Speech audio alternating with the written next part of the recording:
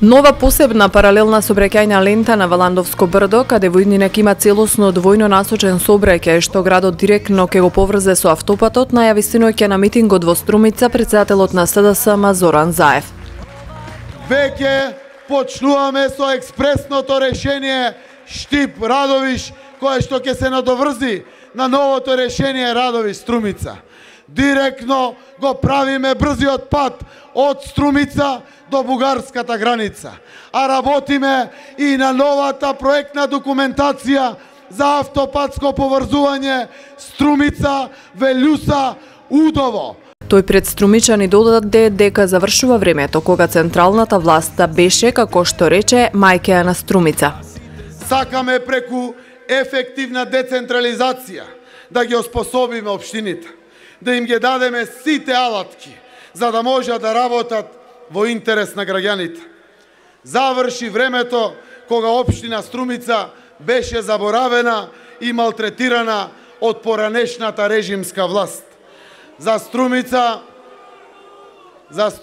струмичани, доаѓа ново време.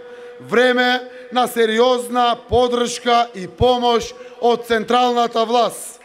Ајде, Струмицо, радувај се! Си замина твојата лоша маќа. Повторно си имаш мајка, која ќе ти помага, ќе те чува и ќе те гледа, таа мајка. Кандидатот за градоначалник Коста Јаневски вети 20 капитални и 100 помали проекти. Со проектот нов транзитен пат околу Струмица ќе го редуцираме сообраќајниот метеж на трите влезови во градот. Ќе изградиме ново булеварско решение кое ќе го поврзува градското јадро покрај Свети Илискиот канал со новиот урбан простор на касарната и софилар кон населеното место Добрејци. Ќе го стимулираме зголемувањето на зелените површини и ќе ја намалиме загаденоста преку проектот Зелени ѕидови.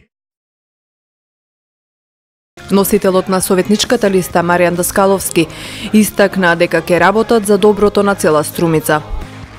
Од ова би наивелам на сите функционери од ВМРО ДПН во Струмица дека може Маријан Даскаловски даскал да им биде попреднатот љубов за Струмица.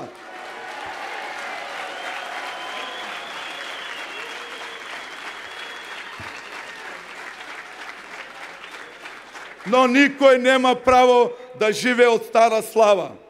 Сега сме свртени кон еднината и нашиот нов предизвик. Убавата општина Струмица да ни биде уште поубава. Вечерва коалицијата предводена од СДСМ ќе одржи митинзи во Крушево и во Прилеп.